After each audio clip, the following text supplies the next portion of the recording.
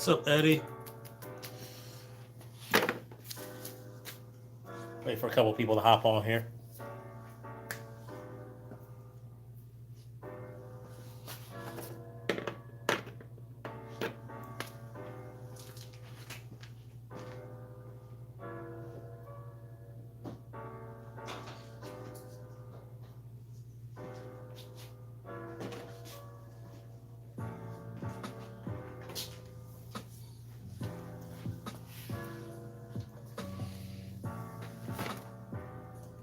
Yeah, you know it. I knew they were talking trash when they act like 15 days is gonna be enough.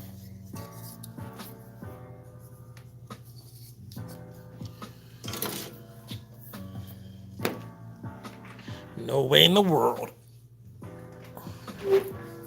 We haven't seen the worst of it yet.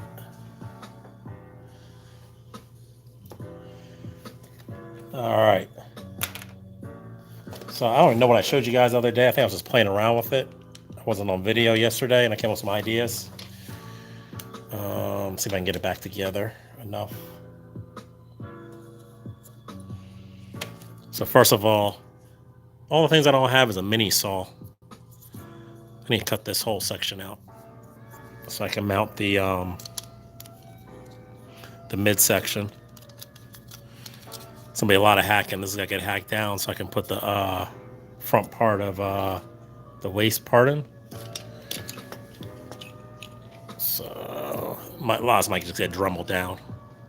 So that's gotta go on there. But some cool stuff was happening yesterday I came up with.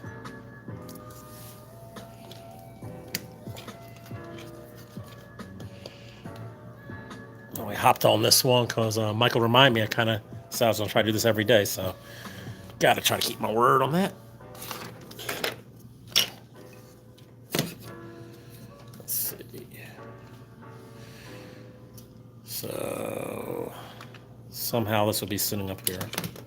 But basically, I'm going to cut this out, bury the female part that goes into this part in there with some glue probably.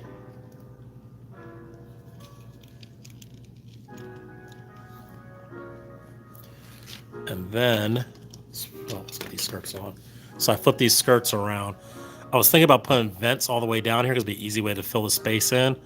But I don't get the point of vents on a skirt, so I'm not sure if I want to do that. I'm not a super everything has to be functional, but that just doesn't seem like, why would you have vents on a skirt? There's no power source in your skirts.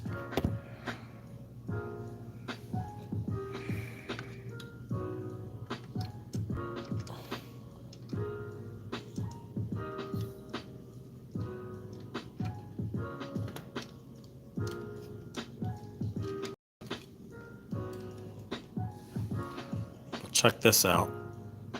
That's from the Zaku heads. It's like Seed Zaku heads. I'm gonna pull that out and have these bigger pipings.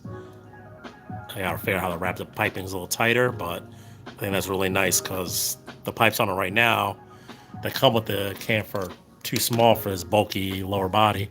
So this will make the body look a lot huskier with that big piping. It has really nice detail.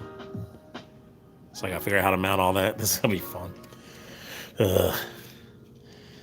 Probably do a little scribing on this kit too, because Michael will show me the easy way. It's funny. I've been taught how to scribe, sat in the class with Child of Mecca, and you know, when you sit there and see somebody's really skilled at something, and they just like it's too easy for them at this point. it's sometimes a little better to get the information from somebody who's just starting out at like you and is at the beginner level. So it seemed a lot more easily presented when Michael showed me how to do it. So I feel like I can handle scribing now. And then this came off somewhere off of the Nightingale. I think I'm gonna rip out some of this back and mount it in. Maybe try to put like a missile pod up here, like the Zommel has as a missile pod. I was thinking about, I'm pretty much making my own Zommel, which is a giant Zeon suit that had, think about the size of a Sazabi, had hovering like a Dom, and carried this like large hover thing behind it that actually had a cannon attached to it that would flip up onto its shoulder. So I don't know if I like the gun from the Nightingale though, but I could hack this up and make this into my shoulder mounted gun. But oh, the gun's kind of weird. I mean, this would have to come out of it probably, or get shortened at least, and like I get rid of the handle because it wouldn't be for firing like that. It'd be like remote controlled, but it must have some kind of barrels on the front there that are missing right now. I like this part though because this would be like the scope of it, so that's kind of cool. And if I chop this down, I think this would be reasonable, but I gotta kind of modify it some. I could even make it more like an energy type of system, like a railgun, and maybe have this like in a very neon color. That'd be kind of cool. Just some ideas. I think I'm buying enough more that I can chew, but we'll see.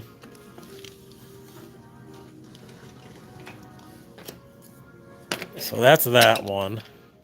Definitely gonna do a lot of piping. So I like that some of these parts from the Nightingale have piping. Another cool, interesting thing that is noticed from the Nightingale that reflects in this kit is that this kit has those circles there. The Nightingale has those in several spots too. So you can see right there and down here it has the circle. So the 3 circle theme kind of rocks with this one. And then it has like the 5 circles over here. But this kind of theme actually unites the kit together, which is nice. So I think once you uniform the color and then you have that little detail in there, it'll make it very look like it was meant to be together. One of my problems is gonna be these skirts are probably gonna be like half the work because I like the shape and all, but with the backs on them, they're way too thick. I don't like how thick these things are. Maybe it's not horrible. I might have to live with it. But this is the side that was the front, which is very plain. It does have like the nice screw details there, but I like this side better. I just gotta figure out what I think it held a really big beam saber in each of these that flipped forward, so like the skirt would flip up, and the beam saber would come down, or it might have been arms. I'd have to check. But I built this so long ago. But I really like all this detail. This side I think is much more interesting. But I might just make this work this way and just drill out the hole so that it can attach to the skirt. Because I can't see any, like closing this area off is gonna be so much work. Because like if you want to keep this kind of detail here, that's gonna be a lot of work building in all that stuff. Then this sits so high. Ugh, a lot of work. Nice detail here though, so you keep that exposed and just level everything off to that. But like trying to fit this right, oof. I guess you don't have to, but our lo-fi chill hip hop. Hopefully YouTube won't have a problem with it. It said it was royalty free. We shall see. Who's my second person on here? Is there a way I can check? Nick. What's up, Nick?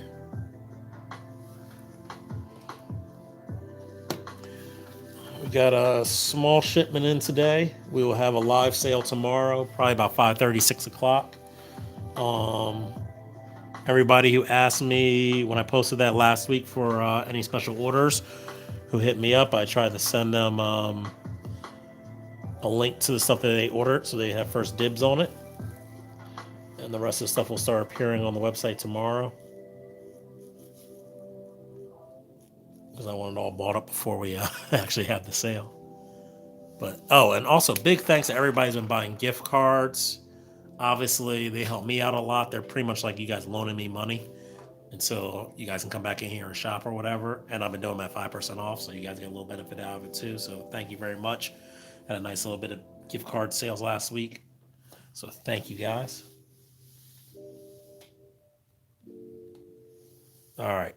But today I didn't really want to work on this because it needs so much work. It's at that stage where stuff is getting serious now. There's gonna be no going back when I cut this. It's a wrap. Like if I mess this up, not a wrap, but we'll get creative. So I want to take my time and cut that out. I gotta figure out how I'm gonna close off the front of this skirt, or not skirt, but these leg bell bottom things. Probably want to raise them up some. Then I gotta do all the custom work to make it look like it has the Dom's type of exhaust systems for the fans, and probably do some of this type of the cloth, I guess they were trying to represent, that would go over the joints to protect it. So if you see a Desert Dom, they have it down here. I think that's a good way for me to blend in some of the stuff. But I really like this detail right here. So I kind of like this double foot look here.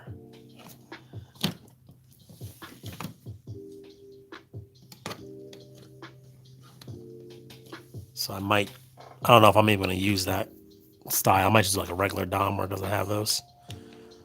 Keep it away from the Desert Dom stuff. But I got to close this area off because what is on here on the Nightingale is like this long beaky looking thing.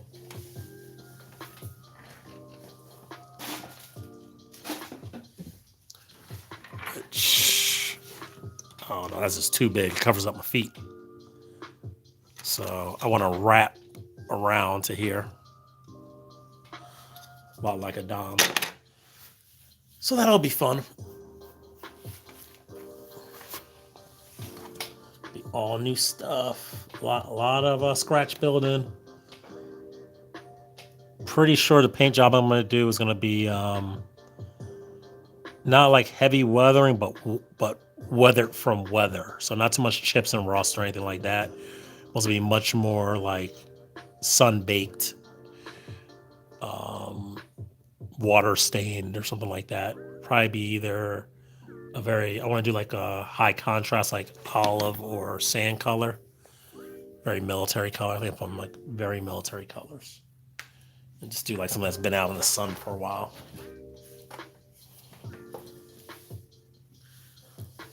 Like they maybe even primer red maybe. Like it was a it was a one-off type of suit that didn't even get fully produced. They just had to bring it out to the field so quick that it didn't even get painted. Maybe this is like a primer, and that's why it's sun baked like that. Give it a whole story. I'm even thinking about figuring out a way to put the mines along here, or the thing that it drags, so that it would have like magnetic mines that just pop off as it goes by. I think that'd be pretty cool too, since you have these pretty nicely detailed mines on the camphor. They look pretty cool. I could even actually put magnets, or maybe even have them like they reject, like I said, I think I'm biting off way more than I can chew, but my goal would be to have it on a diorama that's a long rectangle desert, and have like the dust blowing up from underneath the hover sections, and the mines flying off as it goes by. So you have a trail of dust, and the mines are actually popping off and hitting the ground. That's my goal. We can all have goals, right? If I can make this happen, then I can win. If. Oh, look at this. I was thinking about using, well, my idea was not to use this part of the skirt. I was thinking about doing this, because on the Zamel, it has a thing like this. But this is pretty cool, because this will give it thrust, right? Since it has those giant hover things that help you up, you need some kind of thrust to move you forward. And I like this idea. That is pretty good.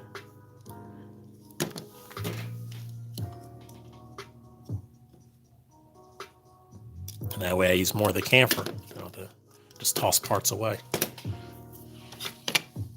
So I like that idea. It's coming together now, idea-wise. Execution's gonna be the hard part.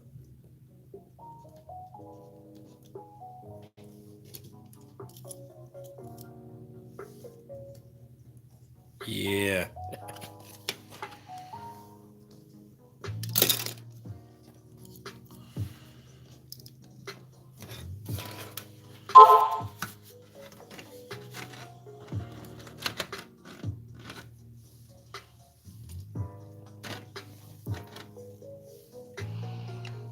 seeing it? Are you seeing it? Oh, can we get this one here?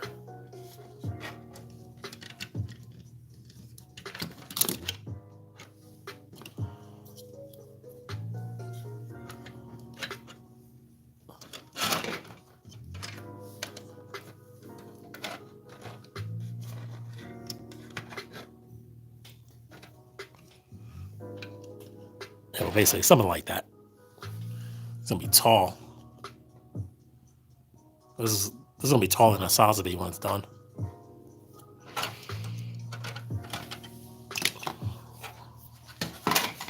It's pretty cool. Can't wait to get in here and start doing this detail and this piping and stuff. That's gonna look good. And I'm thinking about, like, I saw a picture of somebody ran pipe hoses from here, like into the arm or somewhere. I don't know where they went, but that was a pretty cool idea. I don't know if I'll do that one, but I do want to put some extra piping on them. Definitely, and since this has all these holes in the back, as a pipe into the big backpack thing. So, definitely some good ideas for that. But what I want to work on right now is this resin that this is resin parts for a liger, blade liger, I guess. What my customers commissioned me to do. And the finish just bothers me. So on the primer was a little rough. Yeah, I guess the primer was a little rough. It just wasn't smooth enough, so I gotta take this back down. Maybe putty that section in. Feels fine now, but you never know.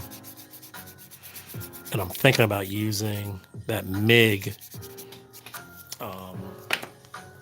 aluminum, I think it is.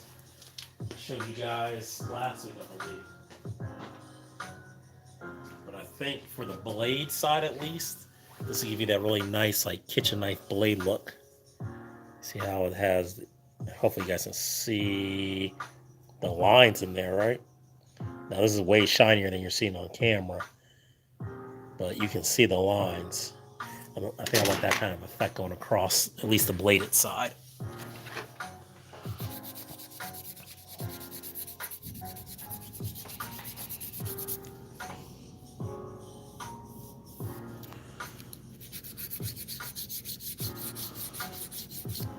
So the problem with resin is always going to be a lot of imperfections just in the resin. So I'm not sure how much is the primer, how much is the resin.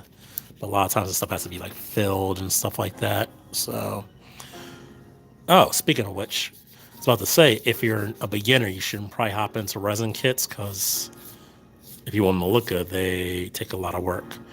And that's what I was thinking about doing. I was thinking about doing a beginner's buyer's guide. I see a lot of people like do beginner's guide to Gunpla on YouTube, and they teach you the history and tell you how to build and all stuff. I think I want to approach it from more like a beginner's buyer's guide, from like what you need, what you should be starting with. You know, if you're starting out, you probably want to start with like a high grade or SD. You don't want to start out with RG. So like that kind of information, what kind of tools you need just starting out.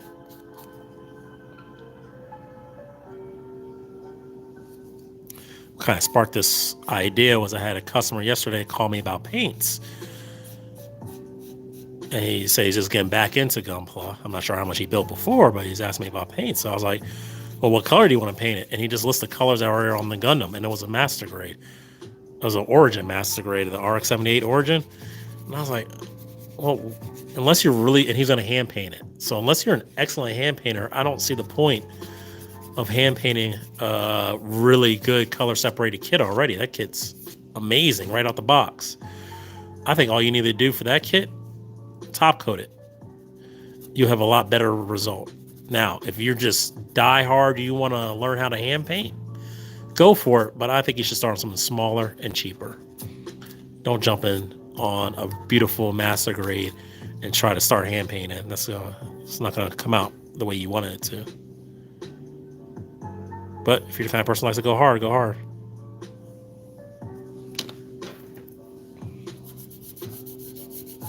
And you got the Char Zaku, I believe. Yeah, another nice one. The Zaku 2 Master Grade. These are really good kits that have great color separation. No need to go do that. I think people, see stuff online or watch videos and assume they have to paint, have to make it do this, have to do that. But when you look at all these great photos, A, they're photos. B, these dudes have been doing it. They probably spent like 3 months on a kit, and they've been doing this for a while. It's not their first rodeo. So you can't just jump in and expect to have some bomb kits, because they probably will just be straight up duds. So you start small, work your way up. Like I said, this right here, way over my pay grade, but I'm going for it. Been doing it for a minute, so I should be able to do it, but I just don't know with time restrictions and stuff like that. I am still working, hustling on the side, so I don't have a crap ton of time right now.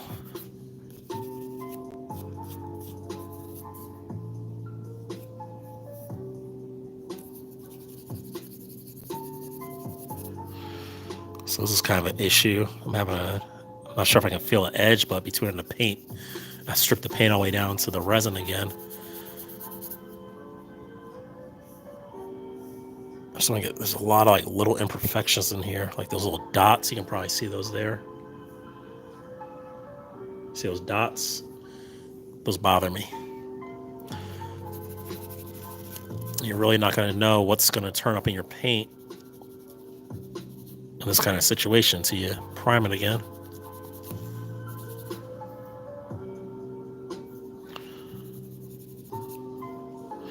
But I want this as smooth as possible. Another thing, you gotta be careful. This resin's kind of brittle. Don't want to snap somebody's kit.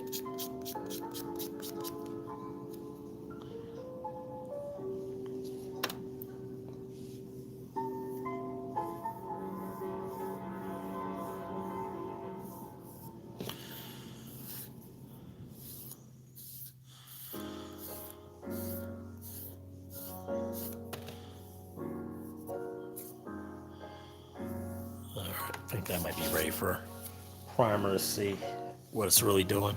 So here's a bare piece of the resin. Has this this is already primed, very chalky primer. I'm not sure what was used. I'm assuming it was probably Tamiya, but I'm not sure what kind of primer it was.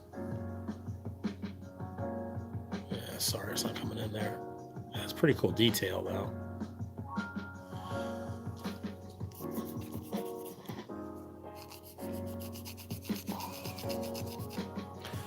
But you want to start with as silky smooth as a surface as you can get, or every layer is going to be an issue.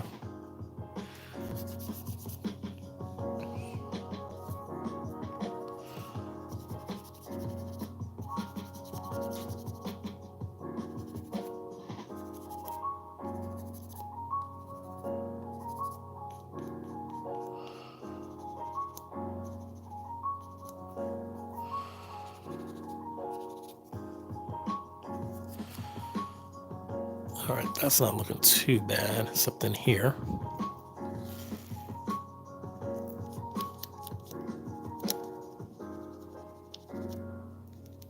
This stuff's gonna get primed again anyway, because it's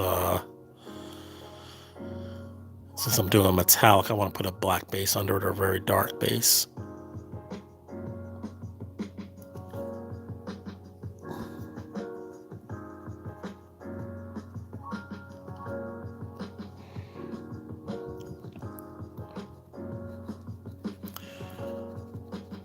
Now, if I knew this was super smooth and I had the more of the armor, if I had the Armor Komodo and like a chrome or something, I would try that. That'd probably be pretty cool. But we're gonna go for Vallejo Mecha. Well, actually, like I said, I'm gonna try the oil paint on this. I think it's gonna be cool. I might do Mecha the Mecha Color silver for the upper part, and then do the oil on the bladed side, so I can get that nice streaky look. Because I really like that. I think that's gonna look hot.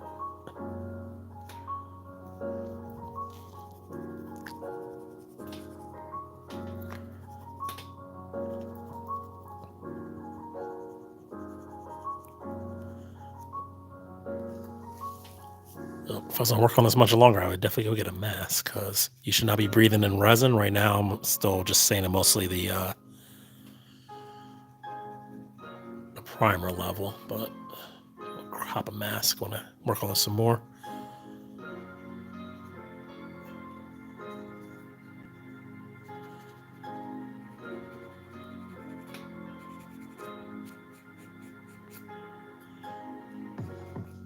Oh, Netflix pick, Kingdom.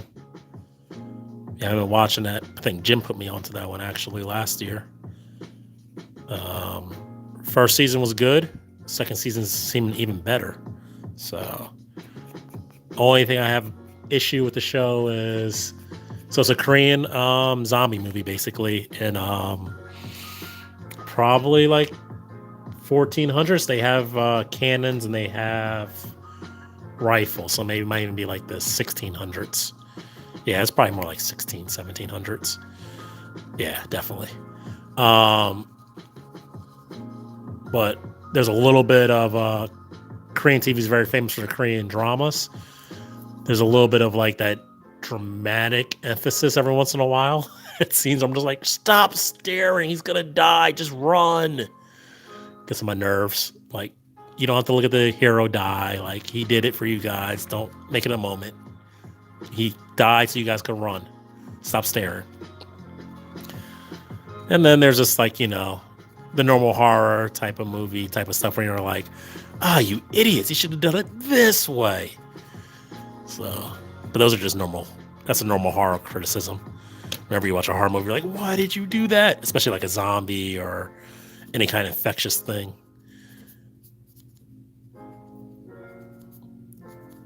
These zombies are fast too. The only thing that slows them down is they trip over each other when they fall. So they're fast, but they're not like athletic or very responsive. They're just running. So if you shoot a couple in the front, then everybody right behind them trips over them. And they seem not to be able to climb or anything very well.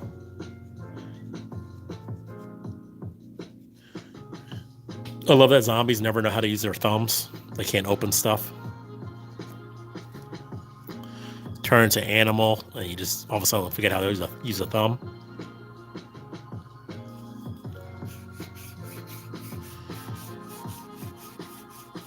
Gorillas and stuff are ape cousins know how to use their thumbs, or whatever they have. I guess they have thumbs.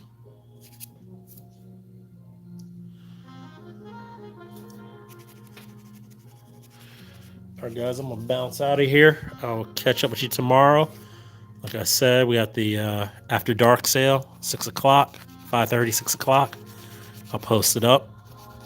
That will be on Facebook. Works easiest on there, I think.